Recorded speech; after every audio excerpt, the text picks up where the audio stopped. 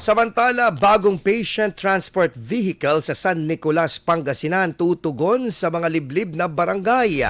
Para sa detalye kasama natin Idol Neil Moyano. 104.7 IFM. Report! Tumanggap ng bagong transport vehicle ang bayan ng San Nicolas sa ilalim ng Medical Transport Vehicle Donation Program. Pinawanahan ni Pangulong Ferdinand R. Marcos Jr. ang turnover ceremony kasama ang alkalde ng San Nicolas at iba pang opisyal ng lokal na pamahalaan. Ayon sa alkalde, malaking tulong ang bagong patient transport vehicle sa mabilisang pagtugon sa mga emerhensiyang medikal, lalo na sa mga liblib na bahagi ng bayan. Ito na ang ikalimang medical vehicle ng San Nicolas mula 2019 bilang suporta ng pamahalaan sa sektor ng kalusugan. Kasama mo mula rito sa IFM News Tagupan, ito si Idol Neil Moyano, Tatak IFM. IFM News. IFM News. IFM News.